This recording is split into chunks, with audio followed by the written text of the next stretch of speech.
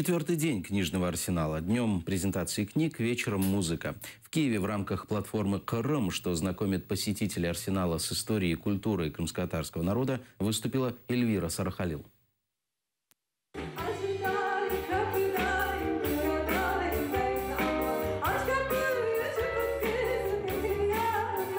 Вечер крымско-татарской музыки начали с песни «Чуфут-кызы». На сцене вместе с певицей Эльвирой Сарахалил крымские музыканты Расим Рамазанов, Нуриса Балаев и Айдар Аширов играют авторскую и народную музыку.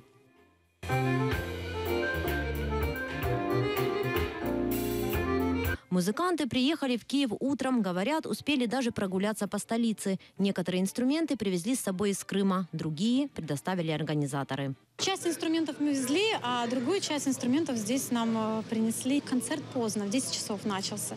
И поэтому мы думали, что людей не будет. А на самом деле люди были и шли до конца концерта. И было настроение просто воздушное, замечательное. Просто я очень счастлива, что сегодня я пою в Киеве. Несмотря на то, что концерт состоялся поздно вечером и погода была прохладная, послушать и поддержать музикантів прийшли земляки.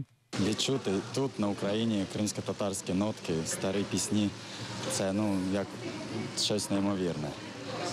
Нехай це було лише час, лише година, але ті відчуття, ті спогади, які пов'язані з Кримом, промількнули в мене в голові, і мені було дуже приємно це чути. Послухати чудову кримську татарську музику, чудову співачку, і згадати трошки про Крим, трошки повернутися в Бахчисарай. Захотілося зразу так. Ельвіра запросила, сказала, що ми обов'язково приїдемо в Крим, коли це буде можливо, і ми на це сподіваємося. Сподіваємося, що це буде можливо скоро-скоро.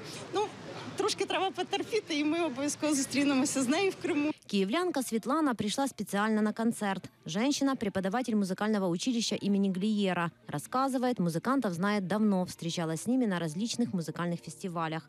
Поэтому, узнав, что они сегодня будут выступать в арсенале, пришла вместе с мужем. Дуже класний концерт.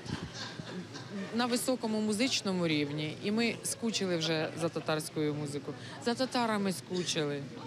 У нас же ж зараз приїзд, ви знаєте, там складний дуже, да? Тобто це як ковток свіжого повітря. Це прекрасно, що така музика звучить, жива, чудо просто. Повірте мені, це музиканти світового рівня. Бачите, музика не має кордонів, все одно вони до нас дісталися. Я не знаю, що їм, правда, за це буде там. Надіюсь, що нічого. Концерт длился более часа. Со сцены музыкантов зрители провожали аплодисментами. Наталья Калинка, Асан Эминов, Заман, АТР.